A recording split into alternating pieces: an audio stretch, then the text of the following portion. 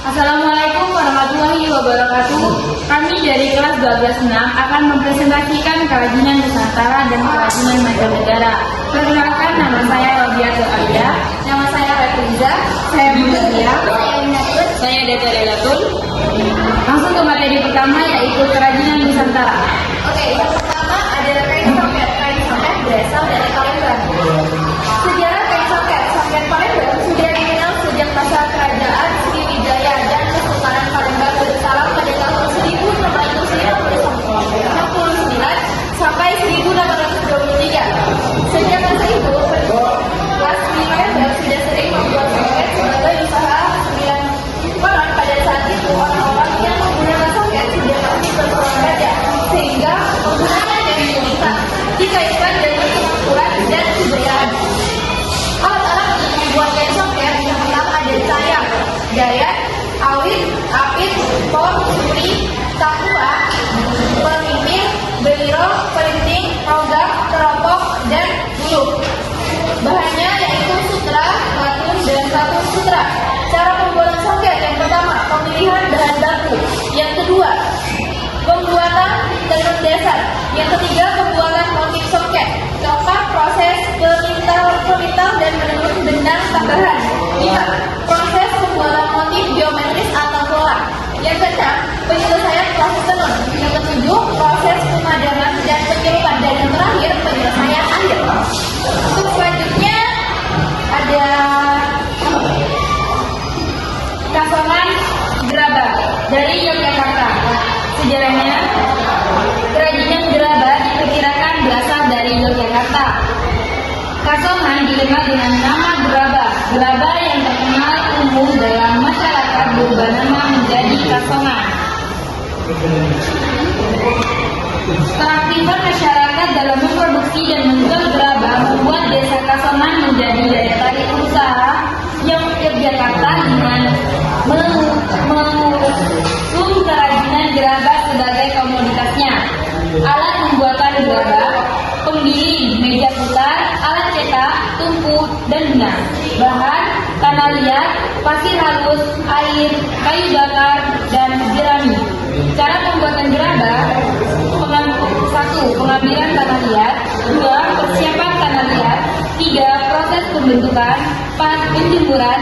5. Pembakaran. Dan yang terakhir, penyempurnaan. Selanjutnya ada topeng barong dari Bali. Barong merupakan bagian Islam busana Bali yang ditandai dengan topeng dan kostum badan. Topeng ini digunakan dalam tarian barong yang merupakan tarian sakral yang dilakukan untuk mengusir roh jahat dan membawa keberuntungan. Alat topeng barong yang pertama, pisau ukir, karet cat, kuas, amplas, gergaji, pahat, pensil, bahan kayu, cat, liur, benang, kain, serta kertas pasir. Cara pembuatan topeng barong: yang pertama, pemilihan kayu. Yang kedua, pengukiran skala kasar. Yang ketiga, pengukiran petai. Yang keempat, penghalusan. Kelima, pengecetan. Keenam, pemasangan rambut dan ornamen. Yang ketujuh, finishing. Dan yang kedelapan, pemberkatan. Dan selanjutnya ada batik yang berasal dari Jawa. Batik sudah dikenal sejak abad ke-17. Pada saat itu, motif sudah didominasi oleh bentuk binatang serta tanaman. Akan tetapi, kemudian motif batik pun berkembang dan beralih pada motif-motif yang menyerupai awan maupun relik candi dan berkembang di seluruh Indonesia. Adapun alat dari membatik yaitu cangking, gawangan, wajah becit, kompor, timbangan, diklik, dan tapki. Bahannya ada kain mori, lilin, dan pewarna. Untuk cara pembuatannya: yang pertama, menyiapkan kain. Kedua, membuat desain. Ketiga, melukis di kain. Keempat, mewarnai kain. Kelima, melukis kembali. Keenam, menghilangkan lilinnya.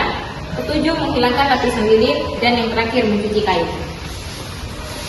Dan yang terakhir untuk kerajinan Nusantara yaitu ada noken atau minyak dari Papua. Sejarahnya yaitu noken adalah tas tradisional yang berasal dari suku dari Papua. Noken sudah ada sejak zaman nenek moyang suku-suku di Papua. Tas ini biasanya dibuat oleh para perempuan noken melambangkan kehidupan kesuburan, kedamaian. Perempuan yang bisa membuat dan menggunakan noken dianggap telah dewasa dan siap untuk menikah. Noken yang digunakan pada upacara adat sebagai tanda kesepakatan. Untuk alatnya ada pisau atau parang, kedua papan atau alas anyam, ketiga jarum kayu, keempat alat pemintal, kelima pewarna alami, keenam sisir ikat, dan bahannya ada kulit kayu, serat alam, benang kapas, getah pohon. Cara pembuatannya yaitu pertama pengumpulan bahan, kedua pengolahan serat, ketiga pewarnaan, keempat pengeringan, kelima pengenyaman, keenam pembuatan tali, ketujuh finishing. Selanjutnya yaitu kerajinan mancanegara. Oke, yang pertama ada handok yang berasal dari Korea. Sejarah handok adalah pakaian tradisional Korea yang memiliki sejarah panjang dan kaya, mencerminkan budaya dan etika masyarakat Korea dari masa ke masa.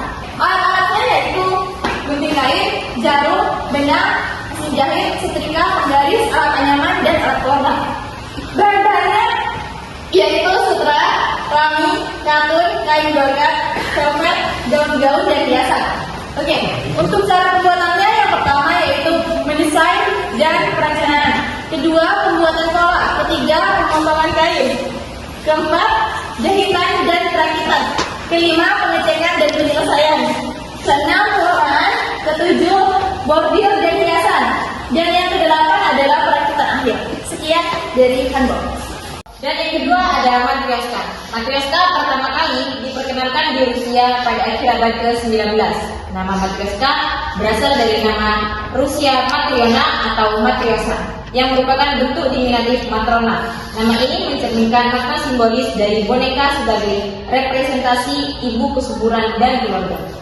Untuk alat-alatnya ada kayu, alat pemahat, alat ukir, peralatan menghalus, cat dan kuas, varnish, alat pengukur, dan pensil. Bahannya cat, bahan pelengkap, dan bahan pelapis. Untuk cara pembuatannya yang pertama ada pemilihan kayu, kedua pengukiran, ketiga pengemplasan, keempat pengecatan, kelima pengeringan, dan yang terakhir ada perakitan. Selanjutnya adalah Royal Dutch Blue. Sejarahnya berawal dari abad ke-17 saat pengrajin Belanda mulai meniru perselan biru dan putih dari Cina yang sangat populer di Eropa pada saat ini. Untuk alatnya ada roda putar, cetakan, kuas dan alat pelukis, tungku pembakaran, alat ukur dan potong.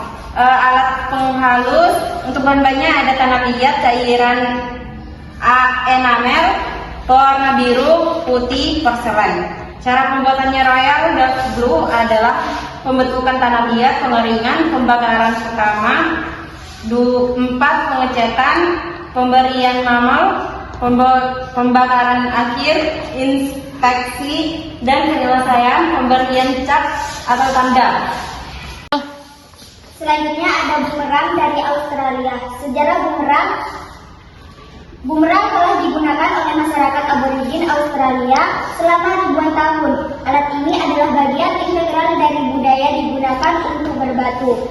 Untuk alat-alatnya ada kapak batu, pisau ukir, alat penghalus, batu asam, dan tali atau kulit. Untuk bahan, yang pertama ada kayu, kedua pewarna alami, dan yang ketiga perekat alami. Untuk cara pembuatan bumerang, yang pertama pemilihan dan pemotongan kayu, yang kedua pengukiran dan pembentukan, yang ketiga penghalusan, yang keempat pewarnaan dan penghiasan, yang kelima ada pengujian dan penyempurnaan. Selanjutnya yaitu kokeshi dari Jepang.